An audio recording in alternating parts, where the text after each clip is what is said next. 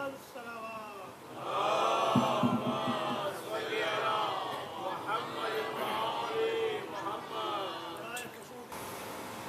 باللہ من الشیطان الرجیم بسم اللہ الرحمن الرحیم الحمد للہ الذی لا یبلغ مدحتہ القائلون ولا يحصي نعماءه العادون ولا يعدي حقه المجتهدون الذي ليس لصفته حد محدود ولا نعت موجود ولا وقت معدود ولا أجل ممدود فطر الخلائق بقدرته ونشر الرياح برحمته الصلاة والسلام على الرسول المسدد المصطفى العمجد المحمود الأحمد سيدنا ومولانا ومولى الكونين جد الحسن والحسين عاني والقاسم محمد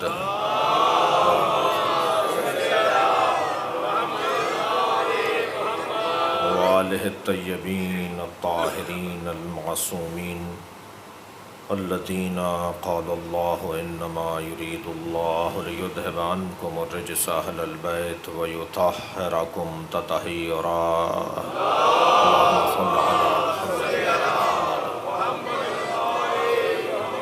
ولعنة الله على أعدائهم أجمعين من يوم عداوتهم إلى قيام يوم الدين أما بعد قال الحكيم في قرآن الكريم بسم اللہ الرحمن الرحیم الحمد للہ رب العالمین الرحمن الرحیم مالک یوم الدین ایاک نعبد و ایاک نستعین اہدنا الصراط المستقیم صلوات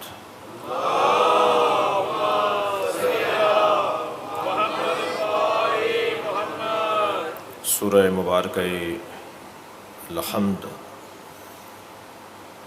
سال گزشتہ اور اس سے بھی سال گزشتہ قرآن مجید کے برابر عدل قرآن جس سورے کو اللہ نے قرار دیا ہے، یعنی پورا قرآن ایک طرف اور سورہ مبارکہ الحمد ایک طرف،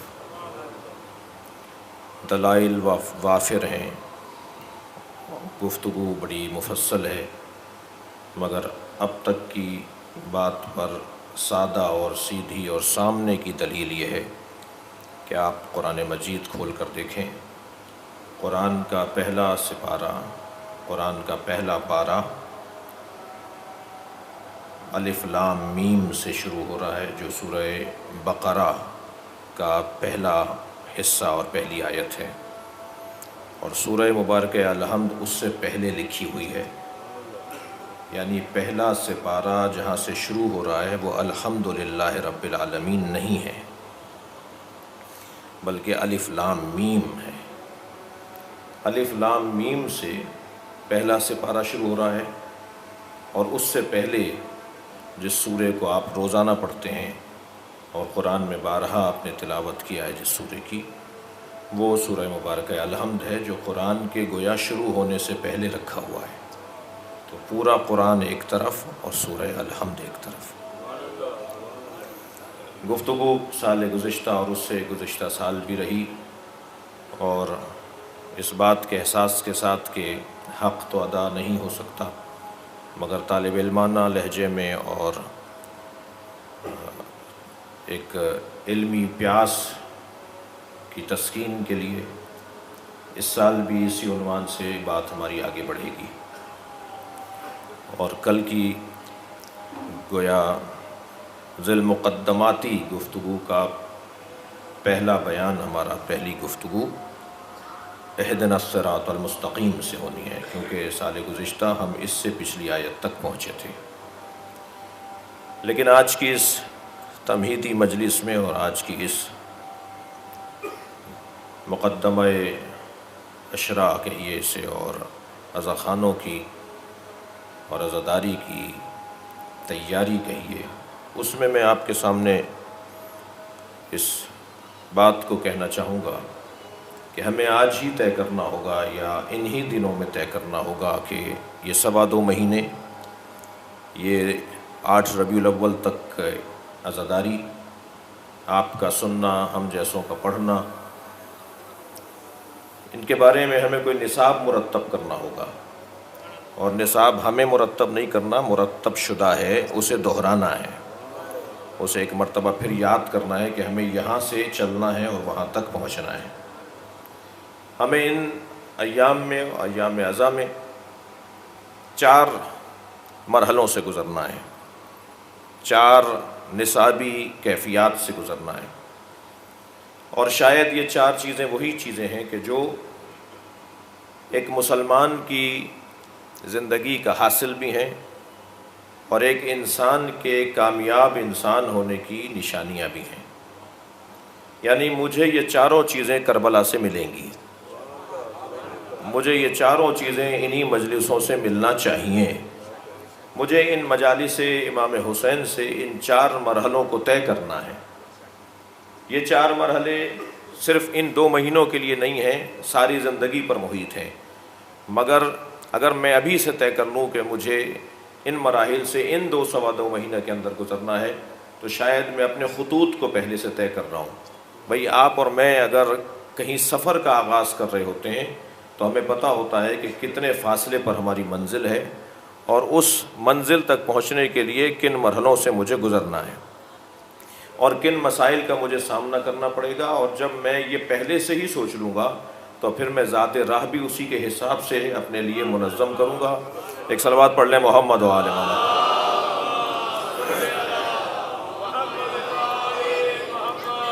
اس بیان میں بھی، اس عنوان میں بھی مجھے پہلے سے طے کرنا ہوگا کہ مجھے ان 4 چیزوں کو حاصل کرنے کے لیے، ان ایام عزا میں ان 4 چیزوں کو حاصل کرنے کے لیے جو میری منزل ہے، جو میرا مقصد ہے، جو میرا ہدف ہے، مجھے کن کن مرحلوں سے گزرنا ہے، میں کہاں جاؤں گا تو مجھے یہ چیز ملے گی، میں کیا کروں گا تو مجھے یہ چیز نصیب ہوگی، اور مجھے کیا انتظام کرنا ہے ان مراحل سے گزر کر مطلوب کیفیت تک پہنچنے میں۔ وہ پہلی چیز کہ جو میرے نصاب عزاداری ہے، میری نصاب زندگی ہے، اور امتیازات بشری ہے، اور کمالات انسانی ہیں، اور میرا مقصد حیات ہے، مجھے یہ چیزیں حاصل کرنی ہیں، وہ سب سے پہلی چیز علم ہے۔ مجھے علم اپنا بڑھانا ہے، مجھے اپنے علم کو آج جس جگہ پر ہے اس سے ان ایام میں ایک قدم آگے لے کر آنا ہے۔ اگر کل کی میری معلومات آج کی معلومات کے برابر رہ جائے، یا میری آج کی معلومات میرے ماضی کی معلومات کے برابر رہ جائے، تو شاید میں نے اپنے وقت کو کہیں استعمال میں تو لایا ہوں، مگر میں مقصد اور حاصل جو میری زندگی کا ہے وہ میں نہیں لے پایا۔ پہلا مرحلہ میری زندگی کے لیے علم کا حصول ہے۔ کتنا اچھا ماحول ہو کہ ہمارے یہ اشرحائے مجالس امام حسین، عزیزان گرامی، ایک مکمل علمی معیار کے مطابق آگے بڑھیں۔ بیان کرنے والا بھی اس تیاری کے ساتھ بیٹھے، سننے والا بھی اس توقع کے ساتھ آئے کہ مجھے آج وہ چیز ملے گی جو مجھے شاید بعض ان میں سے 2 چیزیں پتہ تھی، 2 چیزیں میرے لیے نہیں تھیں۔ یعنی کم سے کم اگر 15 باتیں ایک مجلس میں ہوئی ہیں تو کوئی ایک بات ہر ایک کے لیے ہو کہ یہ میرے لیے نئی تھی، یا میں احترام کرتے ہوئے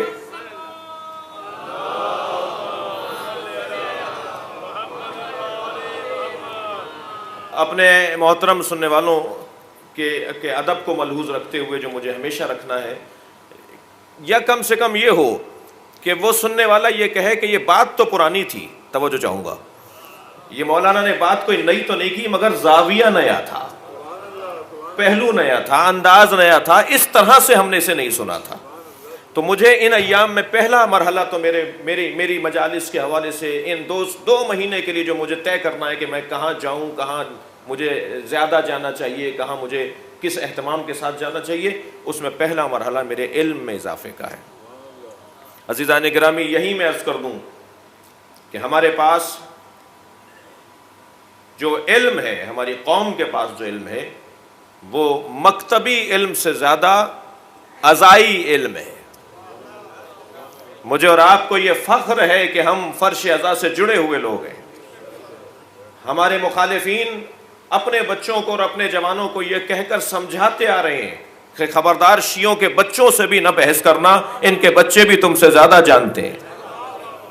وہ یہ کہاں سے جانتے ہیں؟ اس بچے کو کہاں سے معلومات ہوتی ہے؟ اس بچے کو یہ معلومات کہاں سے ہے جو اس نے اللہ کی وحدانیت پر بھی بہترین دلیل دے دی، جس نے نبی کی نبوت پر بھی بہترین استدلال کیا، جس نے مولا کائنات کی ولایت اور اولویت اور فضیلت پر بھی یقین کامل کے ساتھ بات کی ہے، جو قیامت کے بارے میں بھی بہترین یقین رکھتا ہے، جو نماز کی تحفظ کی بھی بات کر رہا ہے، جو حج کے فلسفے پر بھی اچھا بول سکتا ہے، اس کے پاس یہ علم کہاں سے آیا؟ اس کے پاس یہ علم اسی فرش ازا امام حسین سے آیا۔ ہمارے پاس مل کر صلوات ہدیہ کریں گے نبی اور آلہ۔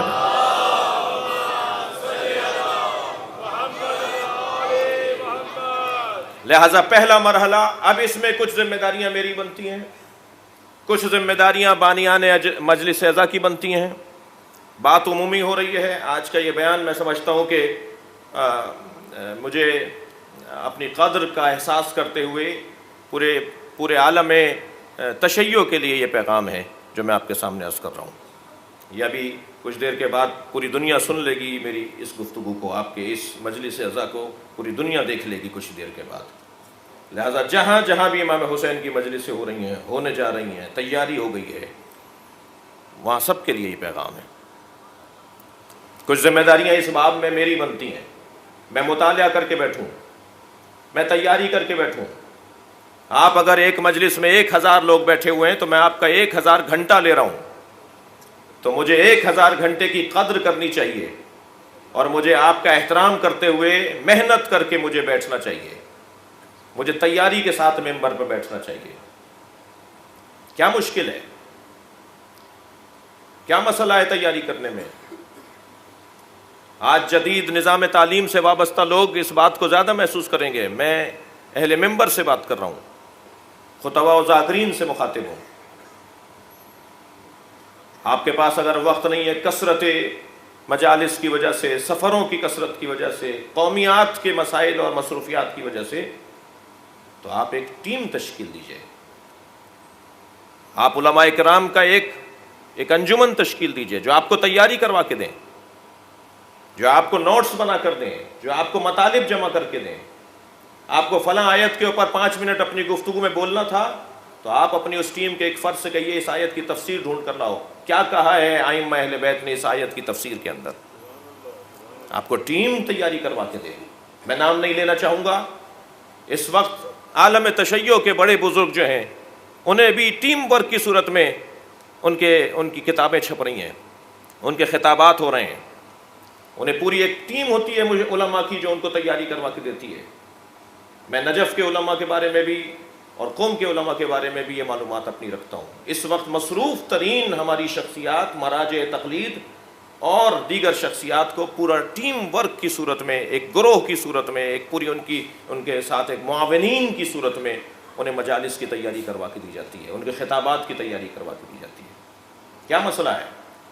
ایک فلاں عالم دین جسے خطاب کرنا اچھا نہیں آتا مگر اس کی عربی بہت اچھی ہے، اس کی عبارت بہت اچھی ہے، اس کی فارسی بہت اچھی ہے، وہ علمی ماحول میں پرورش پا کر اس مرحلے تک آیا، وہ آپ کو تیاری کروا کے دے۔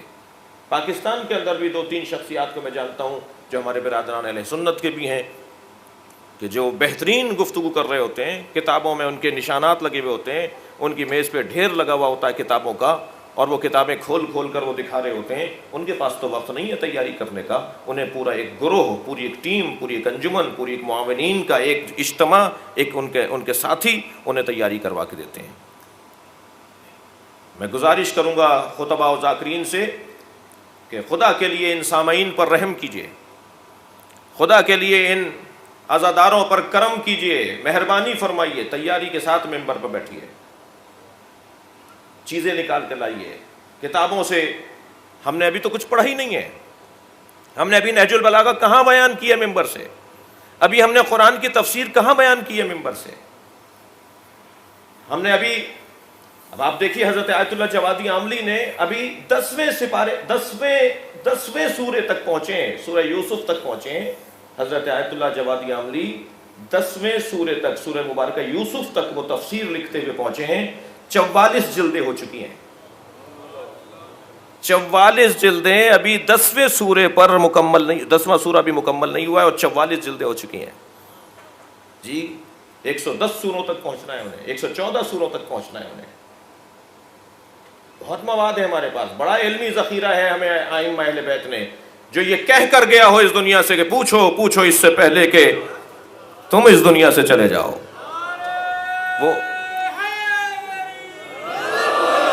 وہ اہل بیت.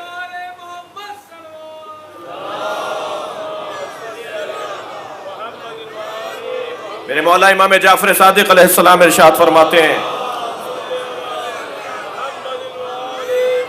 قیامت تک کوئی ایسا مسئلہ نہیں ہے کہ جو آنے والا ہے اور ہم اہل بیت نے تمہیں بیان نہ کر دیا ہو. وہ اور بات ہے کہ قبل از وقت جو بات بتائی جاتی ہے اسے سمجھنے کے لیے وقت درکار ہوتا ہے، اور پھر جب وہ وقت آتا ہے تو انسان سمجھ لیتا ہے کہ یہ ائمہ نے تو بہت پہلے بتا دیا. مکمل گفتگو ہے اس عنوان سے اگر بات کی جائے کہ ائمہ نے ہمیں 1400 سال پہلے جو بات بتائی تھی آج ہمیں سمجھ میں آ رہی ہے کہ یہ بات کب بتائی گئی ہے ہمیں. لہٰذا ہمارے پاس علمی ذخیرہ بہت ہے، ہمیں مکمل تیاری کے ساتھ بیٹھنے کی ضرورت ہے.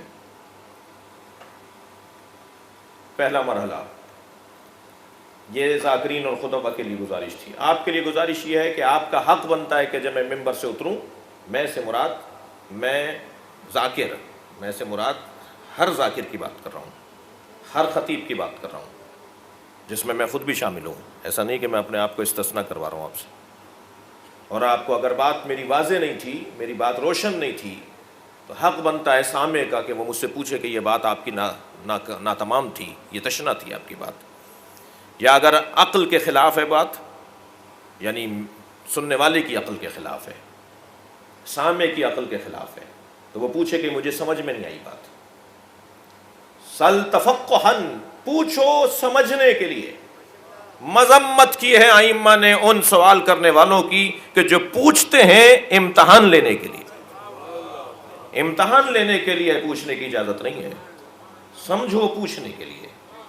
لہذا آپ کا حق بنتا ہے مجھ ذاکر سے پوچھنے کا، یہ بات آپ نے کہاں سے پڑھی ہے؟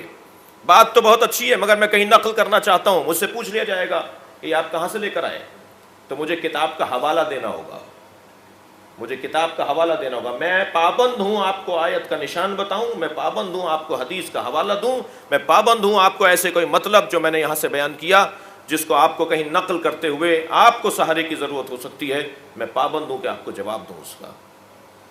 عزیزان گرامی، اگر میں جواب دینے کا قابل نہیں ہوں اور میں جواب نہیں دے پا رہا تو مجھے اپنی اصلاح کرنی ہوگی.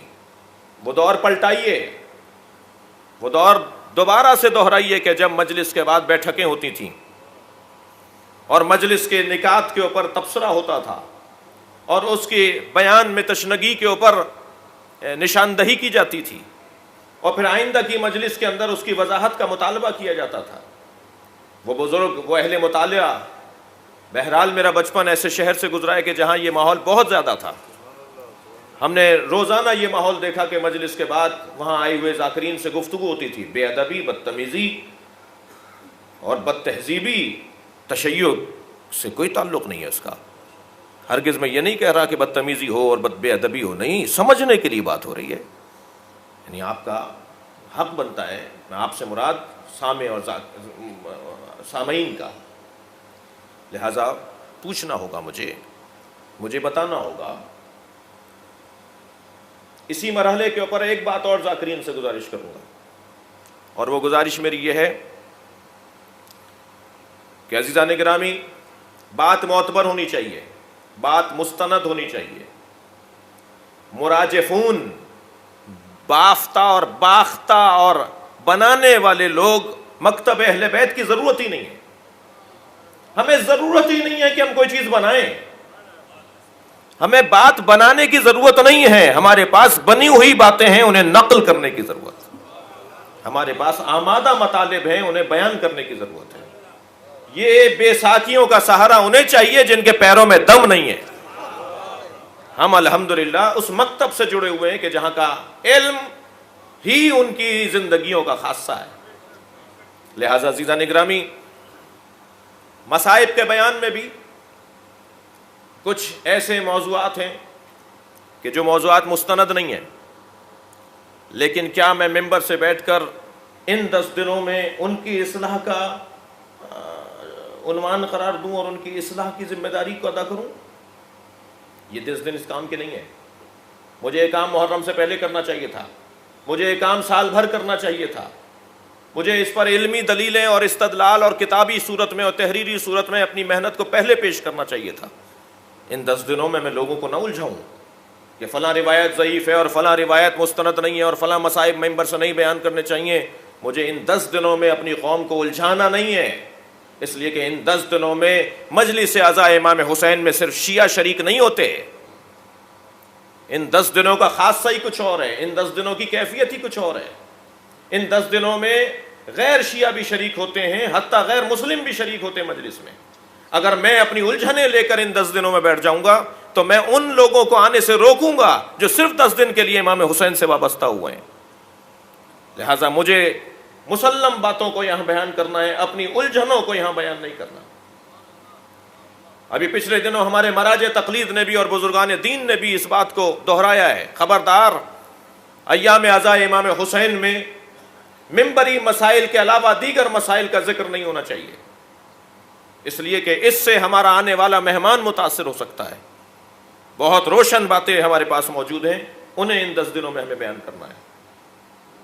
وہ غیر مستند مسائب، وہ باتیں جو معمولاً اضافوں کی بنیاد پر غیر مستند کہلاتی ہیں، کہ بات بہت مختصر تھی، پڑھنے والوں نے کثرت سے یا شعراء کرام نے مرثیوں میں اسے تخیلاتی اور مرثیے کے اور شعر کے تقاضوں کے مطابق ڈھالا، تو اب میں شعر پڑھوں گا تو صحیح ہوگا وہ، لیکن جب میں نثر میں اسے پڑھوں گا تو وہ چیز صحیح نہیں ہوگی، اس لیے کہ شعر کا تقاضا کچھ اور ہے اور نثری بیان کا تقاضا کچھ اور ہے۔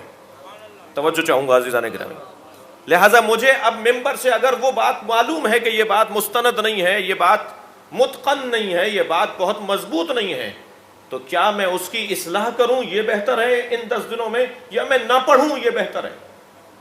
میں سمجھتا ہوں، میں الحمدللہ سال بھر کی مجالس کا سفر ہے اور سال بھر مجالس کی پڑھائی کی مصروفیات رہتی ہیں، اور پیواڑ کی پہاڑی اور چوٹی سے لے کر کراچی کے ساحل تک الحمدللہ پاکستان کا کوئی شہر نہیں چھوڑا جہاں مجلس اعزاء کی توسط سے مومنین کی زیارت نہ کی ہو۔ پورا پاکستان جو ایک دیکھ چکا ہوں، ایک شہر ایک گاؤں جا چکا ہوں، الحمدللہ کثرت سے مجلس پڑھنا، کثیر السفر ہوں، پوری نماز پڑھتا ہوں سال بھر میں، جہاں جاتا ہوں پوری نماز پڑھتا ہوں، اس لیے کہ میں کثیر السفر ہوں۔ ان تجربات کی روشنی میں آپ سے عرض کر رہا ہوں، اللہ نے مجھ پہ خصوصی کرم کیا ہے اور خاص عنایات ہیں اس گھرانے کی ہمارے اوپر۔ ان تجربات کی روشنی میں عرض کر رہا ہوں کہ مجھے ان مصائب کے بیان کی اصلاح ان ایام میں نہیں کرنی، بہت ہوگا تو ان مصائب کو میں نہ پڑھوں، یہی میری طرف سے ایک پیغام ہوگا۔ مثال دے رہا ہوں، کل کی مجلس تھی، بعض احباب کل تشریف فرما تھے، ہم نے شام غریبہ میں پانی کا تذکرہ کیا کہ پانی آیا، تو قصداً اس بات کو دہرایا ہم نے کہ مجھے نہیں پتا کہ پانی کہاں سے آیا، مگر اتنا ضرور تاریخ لکھتی ہے کہ پانی آیا۔ اب میں وہ واقعہ کیوں دہراؤں جس پر مجھے خود تاریخی اعتبار سے یقین نہیں ہے کہ فلاں کی زوجہ پانی لے کر آئی، وہاں زوجائیں نہیں آئی تھیں۔ صلوات پڑھیں ذرا محمد و آل محمد۔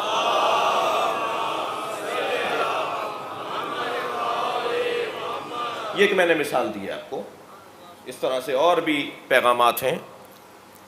تو مجھے زیادہ سے زیادہ مجھ ذاکر کو، مجھ خطیب کو ان چیزوں کی اصلاح اس 10 دن کے اندر نہیں کرنی، زیادہ سے زیادہ میں انہیں نہ پڑھوں، یہی میری طرف سے پیغام ہوگا۔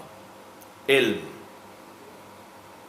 اس خطے کے اندر جہاں میں یہ مجلس پڑھ رہا ہوں، اس خطے کے اندر 10 سے زیادہ ہمارے مدرسے ہیں، دینی مدرسے ہمارے اس خطے میں 10 سے زیادہ ہیں۔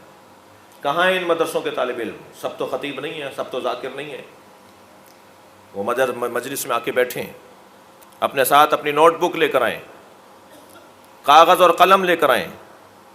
صرف اس مجلس کی بات نہیں کر رہا، ہر مجلس میں کتنا اچھا ماحول ہو جائے کہ ہر سامع کے پاس ایک قلم بھی ہو اور ایک کاغذ کا ٹکڑا بھی ہو، اور اس ڈائری کے اندر ایک ڈائری مرتب کرے. اور میں نے 2018 کے اشروں میں جو مطالب مجھے اچھے لگے وہ میں نے یاد کر لیے. کم سے کم 100 باتیں تو پورے 2 مہینے کے اندر ایسی میرے پاس آئیں گی کہ جو میں نے ان ایام اعظام میں سنی ہوں گی، جو میرے لیے نئی ہوں گی اور اچھی ہوں گی. اور اگر 2018 سے لے کر میری زندگی میں اللہ نے دن لکھے ہیں اور میں نے مثلاً 20 سال تک ایک ڈائری مرتب کر لی، تو 1000 نکات پر مشتمل میرے پاس علمی ذخیرہ ہوگا جو اپنے کشکول کے طور پر لوگوں کو دے دیجیے گا. کہ میں تو بھیک مانگنے کے لیے گیا تھا، کشکول میں نے بنایا ہے، جو مجھے ملا ہے وہ میں آپ کے حوالے کر رہا ہوں.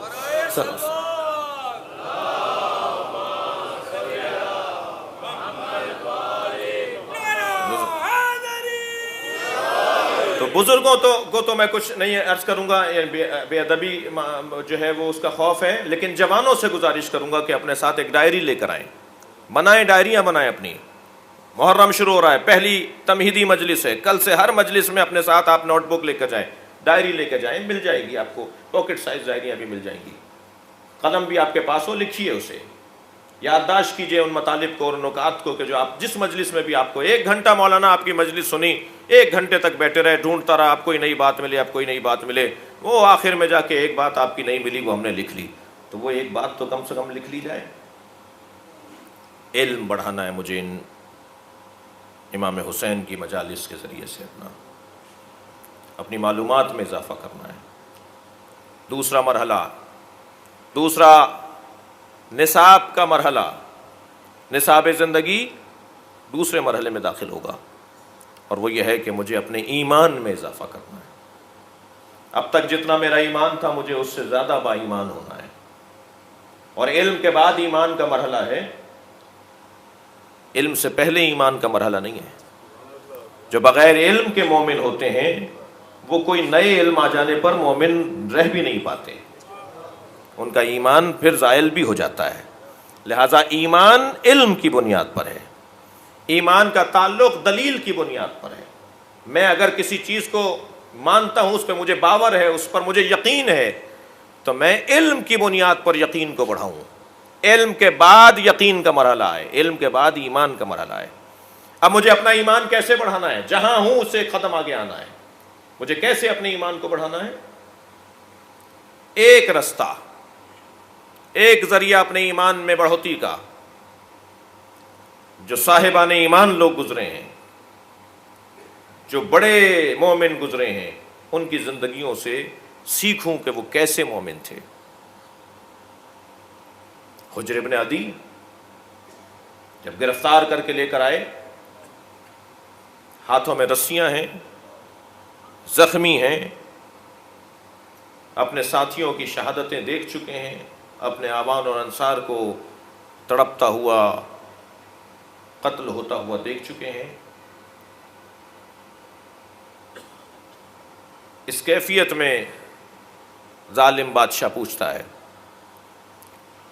حجر، یہ 2 جوان جو تمہارے ساتھ گرفتار ہو کر آئے ہیں، یہ کون ہیں؟ کہا یہ میرے دونوں بیٹے ہیں. کہا حجر ابن عدی، علی بن ابی طالب نے تمہارے ساتھ انصاف نہیں کیا. وہاں خطبہ دیا ہے حجر ابن عدی نے، اسی کیفیت میں مولا علی کے فضائل پڑھے ہیں. کہ جب قتل کرنے کا مرحلہ آیا تو کہا میرے سامنے میرے بیٹوں کو قتل کرو. کہا کسے مارا جائے گا پہلے؟ کہا میری خواہش ہے. پوچھا کیا خواہش ہے؟ کہا میری خواہش ہے میرے سامنے میرے بیٹوں کو قتل کرو. کہا کیوں تم ایسا چاہتے ہو؟ کہنے لگے کہیں ایسا نہ ہو کہ میرے قتل کے بعد ان کا ایمان زائل ہو جائے، میں انہیں با ایمان مرتا ہوا دیکھنا چاہتا ہوں. ایسے لوگ یہ ایران عراق جنگ کے اندر ایک شہید کا جنازہ ملا، اس کو ہر مجاہد اور ہر سپاہی کے ایک بیج ڈلا ہوا ہوتا ہے، کارڈ ہوتا ہے، نشانیاں ہوتی ہیں، کوڈ ڈلے ہوئے ہوتے ہیں جس سے پتہ چلے کہ یہ کون ہے. تو اس کا وہ بیج نہیں تھا، وہ جو اس کی جو نشانی تھی وہ نہیں تھی اس کے بدن کے اوپر، اس کے کپڑوں سے وہ بیج نہیں ملا، مگر ایک کاغذ چھوٹا سا ملا اس کے جیب سے. اس میں لکھا ہوا تھا جب میں نے اپنی جان اللہ کو دے دی تو نام آپ کو کیوں دوں. قص الحظہ، یہ واقعات، یہ مجاہدتیں، یہ قربانیاں، یہ ایمان کی مضبوطی جب دہرائی جائے گی، جب اس کو بیان کیا جائے گا تو میرے ایمان میں بھی اضافہ ہوگا. اور کربلا سے بہتر اور واقعات کربلا سے بہتر ایمان میں اضافے کے لیے کوئی اور جگہ ہے ہی نہیں. کوئی دیکھے کیا ایمان ہے جناب سکینہ کا، کوئی سوچے کیا کیفیات ہیں ایمانی طور پر جناب عباس کی، کیا عالم ہے حضرت علی اکبر کا. ایمان کی مضبوطی کے لیے اس سے بڑی درسگاہ نہیں ہے. کربلا سے زیادہ ایمان ہمیں کہیں اور سے نہیں ملے گا، ایمان کی مضبوطی کہیں اور سے نہیں ملے گی. تیسرا مرحلہ، نصاب کا تیسرا مرحلہ جو مجھے یہاں سے لینا ہے، اور وہ ہے تقویٰ، پرہیزگاری، خوف خدا، گناہوں سے بچنے کے لیے تیاری، اپنے نفس پر قابو پانا. مجھے یہ کربلا سے ملے گا، مجھے انہی ایام میں ملے گا. یہ میں کوئی ملا مولوی بنانے کی آپ سے بات نہیں کر رہا کہ لمبی داڑھی ہو جائے اور حلیے بن جائیں اور اس انداز سے زندگی گزرے. نہیں، تقویٰ ہر فرد کی ضرورت ہے. احتیاط، تقویٰ، پرواہ، احساس، توجہ. تقویٰ کے اور کیا معنی ہے؟ کیا مجھے کامیابی کے لیے توجہ نہیں چاہیے؟ کیا مجھے بڑھنے کے لیے اور ترقی کرنے کے لیے احساس نہیں چاہیے؟ کیا میں بے پرواہ ہو جاؤں گا تو ترقی کروں گا؟ میں جب با پرواہ ہوں گا، پرواہ میرے پاس ہوگی، میں احساس کرنے والا ہوں گا، تب میں ترقی کروں گا نا. ہر میدان میں مجھے تقویٰ چاہیے، ہر میدان کی میں مصلحت مجھے چاہیے، ہر میدان میں مجھے احتیاط چاہیے. تقویٰ تیسرا مرحلہ ان ایام میں جو مجھے اپنی زندگی میں اضافہ کرنا ہے وہ ہے تقویٰ کا اضافہ، احتیاط، اپنے آپ کو بری باتوں سے بچانے کا ارادہ. عزیزان گرامی، چوتھا مرحلہ وہ ہے وہ جہاد. مجھے مجاہد بننا ہے. خبردار، مجاہد سے مراد اسلحہ اٹھانے کا پیغام نہیں ہے، اس لیے کہ یہ تو بہت آسان کام ہے جو لوگ بڑے اہتمام کے ساتھ کرتے ہیں. جس کے لیے اہتمام کرنا چاہیے وہ جہاد کوئی اور جہاد ہے. یہ تو ہر نفسیاتی بیمار بھی بہت اچھا کرتا ہے. یہ تو اس میں تو پتہ ہی نہیں چلتا کہ اس کے پیچھے پیسہ محرک ہے یا ایمان محرک ہے. یہ اسلحہ اٹھا کر جہاد کے نام پر کہیں جانا اور کچھ کرنا، اس کے بارے میں تو مجھے پتہ ہی نہیں ہے کہ اس کے پیچھے ایمان محرک ہے، یعنی اس کا محرک ایمان ہے یا اس کا محرک پیسہ ہے. اس لیے یہ کب جہاد ہے؟ اور یہ کتنا آسان جہاد ہے. مشکل ترین جہاد کرنے کے بعد جب اصحاب نے ایک دوسرے کو مبارکباد دینا شروع کی تو سرکار نے ارشاد فرمایا کہ یہ تو جہاد اصغر تھا، ابھی جہاد اکبر باقی ہے. کہا یا رسول اللہ اتنا مشکل جہاد جہاد اصغر ہے؟ فرمایا جب تم اپنے اوپر قابو پالو گے تو یہ جہاد اکبر ہے. تم ظاہری دشمن پر قابو پا جاؤ، یہ جہاد اصغر ہے. جہاد، اور جہاد کے بہرحال وسیع مفاہیم ہے. جہاد جد و جہد سے بھی ہے، یعنی میری اور آپ کی زندگی میں علم کے بعد ایمان، ایمان کے بعد تقویٰ کا تقاضا یہ ہونا چاہیے کہ میں کوشش کرنے والا قرار پاؤں. میں اگر 90 سال کا بھی ہو جاؤں تو میرے وجود میں سستی حاکم نہ ہونے پائے، میرے وجود میں نشاط رہے، تازگی رہے، ہمت رہے، حوصلہ رہے. نہیں ہو سکتا کہ جو حبیب ابن مظاہر کو ماننے والا ہو اور وہ یہ بہانہ کرے کہ میں بوڑھا ہو گیا ہوں. اس کی زندگی میں یہ بہانہ نہیں ہوگا. جو حبیب ابن مظاہر پر رونے آیا ہے وہ اگر 90 سال کا بھی ہو جائے تو اس کی زندگی میں تازگی ہونا چاہیے. یہ ہے کربلا کا پیغام.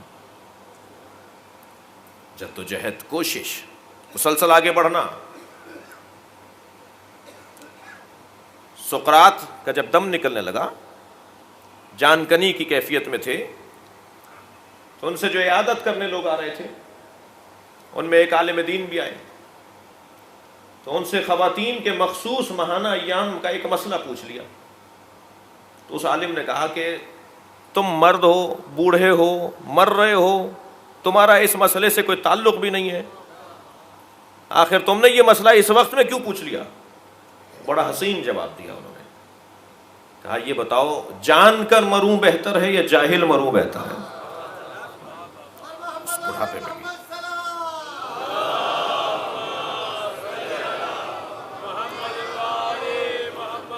جد و جہد، کوشش، مسلسل تک و دو، مسلسل اپنے علم، ایمان، تقوی میں اضافے کی کوشش۔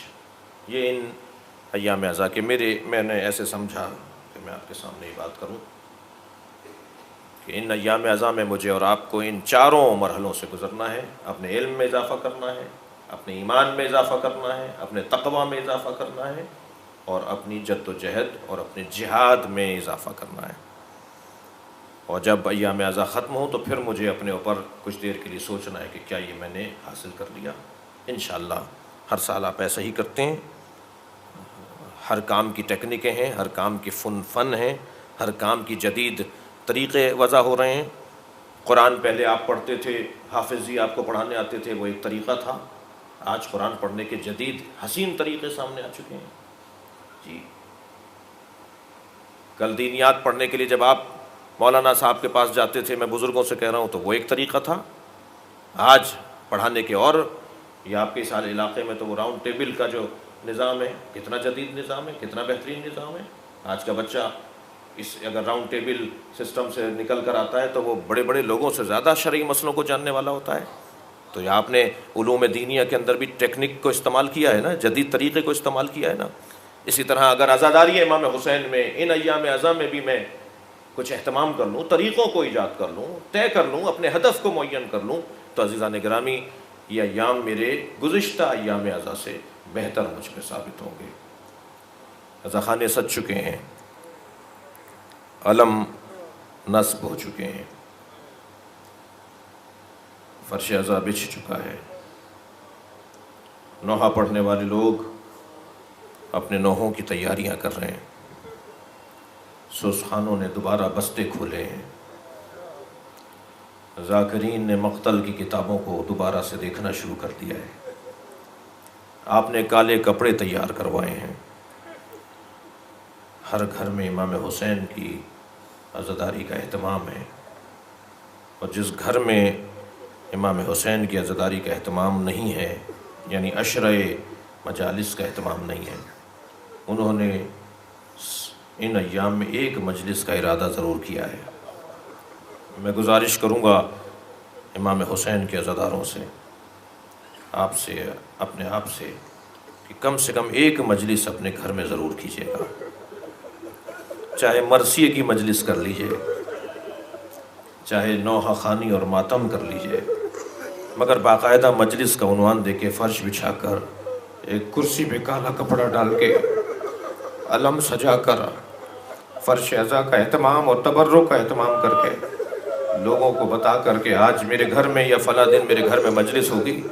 آپ رو رہے ہیں نا، ہر شخص اپنے گھر میں مختصر 2 آدمیوں کو بلا لیجئے، 5 آدمیوں کو بلا لیجئے۔ امام حسین کا یہ ذکر تو پیسے سے وابستہ نہیں ہے، اس کا تعلق تو دل کی کیفیات سے ہے۔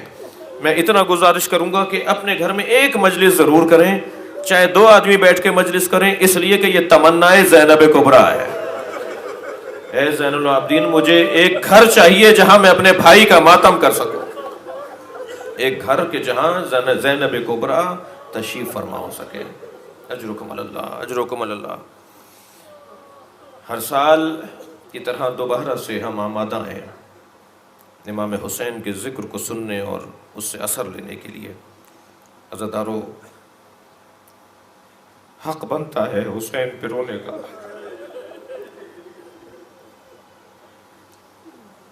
اور گریہ بھی اہتمام کے ساتھ گریا۔ اپنے آنسوؤں کو صاف کرنے کے لیے، اپنے آنسوؤں کو خشک کرنے کے لیے ایک علیحدہ رومال بنائیے۔ یہ رومال جس سے آپ اپنے بدن کی اور رطوبتوں کو صاف کریں، اس رومال میں آنسو نہ لیں۔ جس رومال سے آپ پسینہ صاف کر رہے ہیں، جس رومال سے آپ آب بینی کو صاف کر رہے ہیں، وہ رومال آنسوؤں کے لیے نہ رکھیں، اس لیے کہ یہ رومال قیامت میں ہماری شفاعت کرے گا، یہ ہمارے کام آئے گا۔ جس رومال میں حسین ابن علی کے نام پر بہنے، یہ معمولی آنسو نہیں ہے۔ اللہ نہ کرے ہم کسی اور مسئلے میں کبھی روئیں، اس اس لیے کہ امام رضا نے ہمیں خط دے دیا، امام رضا نے ہمیں رہنمائی عطا کر دی. امام فرماتے ہیں جب کبھی رونے کا دل کر رہا ہو فبکے للحسین، تو میرے جد حسین پہ رویا کرو.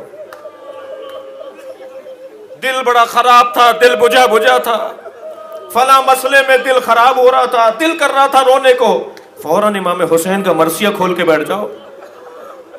جی فوراً مجلس نہیں کر سکتے، ذاکر کو فوراً نہیں بلا سکتے، تو ہمارے ہر گھر میں مرثیے کی کتابیں تو رکھی ہیں، نوحے کی کتابیں تو ہمارے ہر گھر میں ہیں، نوحہ پڑھ لیا کرو. آنکھوں میں آنسو لاؤ، دل کر رہا تھا رونے کو، فبکے للحسین. امام رضا فرما رہے ہیں اگر رونے کا دل کرے تو حسین پہ رونا. ان آنسوؤں کی قدر کیجیے گا عزیزو.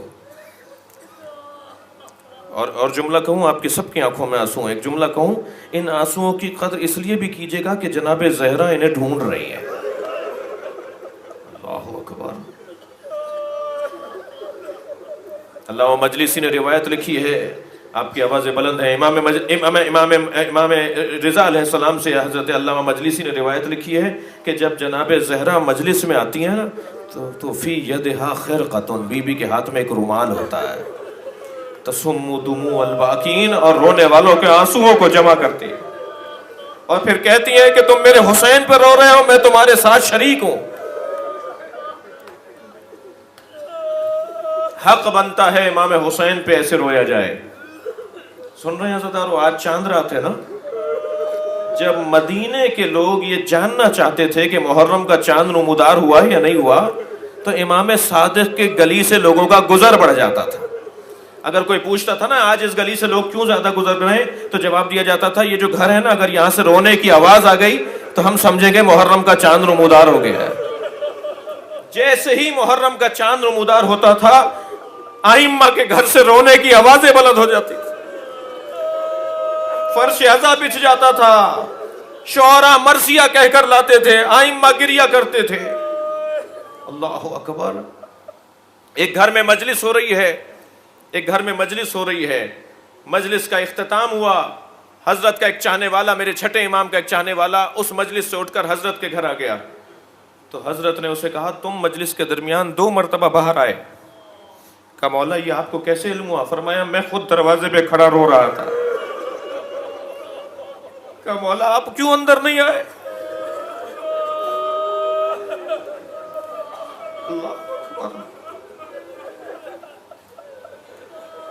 شہاب الدین زہری تھکیں گے نہیں اگر رونا آ رہا ہو، شب اول محرم ہے، چاند رات کی مجلس ہے. شہاب الدین زہری صحابہ تابعین میں سے ہیں، نبی مکرم کے تابعین میں سے ہیں. وہ امام سجاد کی خدمت میں آئے، کہنے لگے مولا میرے بیٹے کی شادی ہے. حضرت نے آہ بھر کے آنسو بہانا شروع کیے. فرمایا کربلا کے بعد تو ہم کسی شادی میں شریک ہی نہیں ہوئے، ہماری شادی کہاں رہی، ہماری خوشیاں کہاں رہیں؟ کیسے امام نے یہ کہا کہ شہاب الدین الٹے پیر واپس چلے گئے. کچھ دیر میں واپس آئے، کہنے لگے مولا میں نے اپنے بیٹے کی شادی سے پہلے آپ کے بابا حسین کی مجلس کا انتظام کیا ہے. اجرکم اللہ، اجرکم اللہ. امام سجاد نے فرمایا اب ہم ضرور تمہارے گھر آئیں گے. شہاب الدین کہتے ہیں میں نے مرثیہ پڑھنے کے لیے شاعر کو ممبر پر بٹھایا، امام سجاد کے لیے مسند بچھائی، اصحاب کو جمع کیا، تابعین کو بلایا. ایک بڑا اجتماع میرے گھر میں ہو رہا تھا، امام سجاد کی خاطر میں نے حسین کی مجلس رکھی تھی. مرثیہ پڑھنے والے نے جب مرثیہ پڑھنا شروع کیا، گریہ کی آوازیں بلند ہونے لگیں. امام سجاد بھی گردن جھکا کر اپنے بابا پہ رو رہے تھے، ہم سب گریہ کر رہے تھے. جیسے ہی مجلس مکمل ہوئی تو میری پہلی نگاہ امام کی طرف گئی جہاں حضرت بیٹھے ہوئے تھے. تو میں نے کیا دیکھا؟ حضرت اپنی جگہ پر نہیں ہے. تو شہاب الدین کہتے ہیں مجھے تعجب ہوا کہ حضرت کہاں چلے گئے. میں کھڑا ہو گیا، ڈھونڈنے لگا تو کیا دیکھا؟ صف نعال، جہاں نالینیں اتاری جاتی ہیں نا، امام وہاں بیٹھے ہوئے رو رہے ہیں. میں نے جا کر کہا مولا میں نے تو آپ کو مسند پر بٹھایا تھا. فرمایا جو ہم دیکھ رہے تھے وہ تم نہیں دیکھ رہے ہو. اس مجلس میں رسول اللہ بیٹھے ہوئے ہیں، اس مجلس میں میرے دادا علی بیٹھے ہوئے ہیں. اجرکم اللہ، اجرکم اللہ. اپنی آوازوں کو آزاد رکھیں گے. جب مجلس ہو تو گریہ کا حق ادا ہونا چاہیے. خاص عنایات ہیں ان رونے والوں پر اہل بیت کی. نبی کو حسین کا رونا گوارا نہیں تھا. سرکار ایک دن ایک کوچے سے گزر رہے ہیں کہ ایک گھر سے ایک بچے کے رونے کی آواز آئی. جس کے رونے کا انداز مولا حسین کے رونے کے انداز کی طرح تھا. سنیں گے نبی نے فوراً دروازہ بجا دیا, فوراً دروازہ بجا دیا. ایک خاتون باہر آئی, حضرت نے فرمایا اس کی آواز میرے حسین سے ملتی ہے, اسے رونے نہیں دو. مجھے گوارا نہیں ہے کہ کوئی روئے جو میرے حسین کی طرح رو رہا. سرکار گزر رہے ہیں ایک جگہ سے کہ کچھ بچے کھیل رہے ہیں. حضرت نے ایک بچے کو گود میں اٹھایا, شفقت سے اسے پیار کیا, دوبارہ زمین پر اتار دیا اور آگے بڑھے. ایک صحابی نے پوچھا یا رسول اللہ یہ کس کا بچہ ہے؟ فرمانے لگے مجھے اس سے کوئی غرض نہیں ہے کس کا بچہ ہے, مجھے اتنی غرض ہے یہ میرے حسین سے محبت کرتا ہے, یہ جہاں میرے حسین کو دیکھتا ہے اس کا احترام کرتا ہے. بعض لوگوں نے لکھا ہے کہ یہ زہیر قین تھے, بعض لوگوں نے لکھا ہے کہ یہ حبیب ابن مظاہر تھے جنہیں نبی نے گود میں اٹھایا تھا. بس عزادارو آپ نے گریہ کر لیا, مجلس ہو گئی. ایک روایت سن لیجئے, صرف ایک روایت سن لیجئے. امام حسین مدینے کو چھوڑ رہے ہیں. اللہ کسی کو وطن نہ چھڑوائے. آپ بھی مسافرتوں پہ جاتے ہیں, آپ بھی علمی اور تجارتی سفروں پہ جاتے ہیں, مگر کبھی ایسا نہیں ہوتا کہ آپ اپنے بچوں کو ساتھ لے کر جا رہے ہوں اور مڑ مڑ کر اپنے شہر کی گلیوں کو اور شہر کی دیواروں کو دیکھ رہے ہوں یہ سوچ کر کہ اب واپس پلٹ کر آئیں گے نہیں. اور کبھی ایسا آپ کے ساتھ نہ ہو کہ آپ جاتے وقت اس یقین کے ساتھ جائیں کہ اب ہمارا جنازہ بھی نہیں آئے گا. اللہ اکبر. سلام کریں امام رضا کو. جب مدینہ چھوڑ کے جا رہے تھے نا تو آپ نے فرمایا تھا میری زندگی میں مجھ پہ ماتم کرو, اس لیے کہ جب میرا جنازہ اٹھے گا تو میری بہنیں رونے کو نہیں ہوں گی, میرے اہل خانہ میرے جنازے پر نہیں ہوں گے, غربت میں مجھے دفنایا جائے گا. کوئی سلام کرے امام حسین پر, کوئی درود بھیجے جناب زینب پر. جب جا رہی ہیں مدینہ چھوڑ کر تو کس کیفیت میں جا رہی ہیں, اور جب زینب پلٹ کر آئی ہیں تو کیسے پلٹ کر آئی ہیں. میرے مولا مدینہ چھوڑ رہے ہیں. عزادارو مدینہ چھوڑتے وقت میرے مولا حسین نے کچھ قبروں پر جا کر کچھ راز کی باتیں کی ہیں. ایک قبر تو بھائی حسن کی قبر ہے, اپنے بھائی سے وہ برادرانہ گفتگو کی ہے. پھر گئے ہیں اپنی ماں کی قبر پر, اور ماں کی قبر پر ایسے گئے ہیں جیسے کوئی چھوٹا بچہ اپنی بچھڑی ہوئی ماں سے ملتا ہے. اپنی ماں کی قبر کو اپنے سینے سے لگا لیا. بہت دیر میرے مولا مدینے سے رخصت ہو رہے, بہت دیر قبر زہرا سے لپٹے رہے, گریہ کرتے رہے, اور پھر پیغمبر کی قبر پر گئے. اور اس کے بعد حضرت عباس سے فرمایا بھائی عباس اب زینب کے گھر جانا ہے. رات کی تاریکی ہے, جناب زینب کے دروازے پر آئے ہیں. کنیزوں نے آواز دے کر کہا بی بی مولا حسین آئے. جناب زینب نے آگے بڑھ کر بھائی کا استقبال کیا. بھیا رات کے اس پہر میں آنے کی کیا ضرورت تھی, مجھے حکم کیا ہوتا میں حاضر ہو جاتی. فرمایا زینب مدینہ رہنے کی جگہ نہیں رہا, زینب میں مدینہ چھوڑنا چاہتا ہوں اور تمہیں تیاری کرنا ہوگی, اس لیے کہ حسین کا قافلہ بغیر زینب کے تشکیل نہیں پائے گا. اب میں آپ سے پوچھ سکتا ہوں کہ کیا گزری ہوگی جناب زینب کبریٰ پر, اپنے بھائی کے ساتھ مدینہ چھوڑنا چاہتی ہیں. عزادارو محملیں تیار ہونا شروع ہوئیں, گریہ ہو گیا ہے. 2 جملے سنیے. محملیں تیار ہونا شروع ہوئیں, اماریاں منائی جانے لگیں, قناتیں لگا دی گئی ہیں, اس لیے کہ حسین کا قافلہ مدینہ چھوڑ کے جا رہا ہے, اور بیویاں بھی امام حسین کے ساتھ ہیں. ذمہ داریاں تقسیم تھیں, مگر حضرت عباس کے پاس مجموعی طور پر ذمہ داری تھی. ہر امر میں جناب عباس کی ذمہ داری بنتی تھی کہ وہ آپ آ کے پوچھیں اور دیکھیں کہ کام کیسا انجام پا رہا ہے. کہ ایک مرتبہ راوی کہتا ہے کہ میں نے دیکھا کہ بیت الشرف کا دروازہ کھلا, ایک بی بی باہر آئی جو محمل پہ بیٹھنا چاہتی ہے. علی اکبر آگے بڑھے, انہیں سہارا دے کے محمل پر بٹھایا, اونٹ کو آگے بڑھایا گیا. کچھ دیر کے بعد ایک اور بی بی باہر آئیں, جناب قاسم آگے بڑھے, سہارا دے کے بی بی کو آگے بٹھایا. کچھ دیر کے بعد ایک اور بی بی باہر آئیں, جناب عباس آگے بڑھے, سہارا دے کے بی بی کو بٹھایا. لیکن آخر میں ایک بی بی سوار ہونے کے لیے جب باہر آئی ہے تو حسین وہاں سے دوڑے ہیں, علی اکبر وہاں سے آئے ہیں, عباس نے وہ کام چھوڑا, قاسم نے وہ امر چھوڑا, سارے مردوں نے سوار کروایا ایک بی بی کو. یہ کون بی بی ہے؟ یہ زینب کبریٰ, یہ علی کی بیٹی ہے جو سوار ہو رہی. میں مجلس کو ختم کر رہا ہوں. کتنے اہتمام سے زینب کو بٹھایا. کوئی پوچھے 11 محرم کو زینب سے کہاں ہے عباس؟ کہاں گئے حسین؟ کبھی نہر کا رخ کر کے کہتی تھی عباس اٹھو، کبھی مقتل کربلا کا رخ کر کے کہتی تھی حسین.